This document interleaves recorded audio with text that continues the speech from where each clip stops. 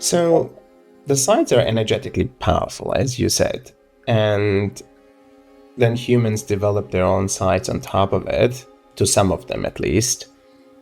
Then there is some sort of co-creation. So when we apply meaning and when we connect to that energy and people bring in prayer and they bring in their own energies to those places, then this energetic opening is being utilized for personal growth, for healing, for transformation, for the civilization's, evolution or protection. There's many reasons people utilize the energy that emerges from a site. Imagine it to be like an underground water source that's there.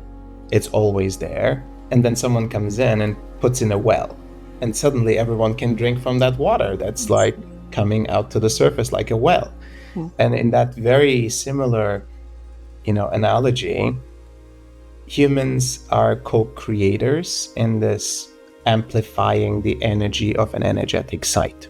Now, it gets more interesting when humans develop entire networks, right? They basically create a site here, a site there, and they connect these sites with each other. So it develops a network of energetic sites that basically hold up an entire field. And so, therefore, each religion, each lineage has their own network. Imagine it to be like a subway system, right? It's like one line here and one line here, and they have like crossings and so on.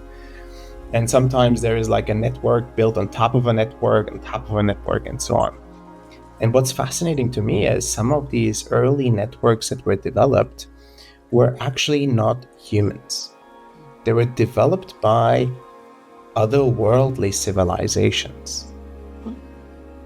So the initial and the earliest networks of sacred sites were established by other civilizations that basically said, well, whatever consciousness is going to grow here, being human consciousness, is going to require that kind of energetic support for its consciousness.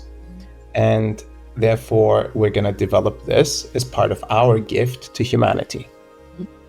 So there is multiple otherworldly sacred sites, and you've experienced some of them, right? They're distinct. They're so distinct. They're so different. They definitely feel like another intelligent civilization or technology being present at that site, more than just what humans did with it. Yeah. So in that sense, we never really... Sometimes we know what we're going into when we go to a sacred site, but very often we don't know. We may go to an archaeological site, and then suddenly we feel much more there. Sometimes we'll have visitations from protective spirits, or we'll have visitations from their ancestors. Sometimes we'll have visitations from these otherworldly civilizations that have built their network along those sacred sites. So it's kind of like a box of chocolates. You never know what you're gonna get. And in that sense, I'm super excited every time we open up a new country to go to visit. Then there is a lot of research that goes into that, right? We have an entire team that's dedicated to researching these sacred sites, these countries, finding out where are the most powerful nature spots, the most pristine. Where is the most powerful mountain that's been revered as a sacred mountain? Where did some of the historical civilizations or historical society develop their sacred sites, be it archaeologically now, established as a sacred site or UNESCO World Heritage, or it's an active site that's currently being utilized for a contemporary lineage. So there's a diversity in sacred sites. And on top of that, because we don't want to just like be okay with this, on top of that, we go to sites of collective trauma. Yeah. Right? So there is also that. We add that mix into it because the guides say that whenever there is conflict that happens on the earthly plane, it leaves a mark, almost like a scar, especially if it was an intense or violent conflict, that basically holds that trauma or like these lower frequencies in the field of that country or in the field of that energy line.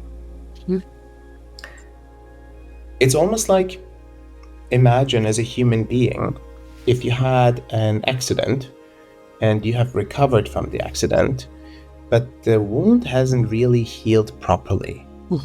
You didn't go to a physical rehab and you didn't really do like the work that you need to do to really heal from that accident. So it kind of continues to linger. And there is a lot of those lingering energies all around the world at these collective trauma sites. So that's part of the Earth Keepers work that we do.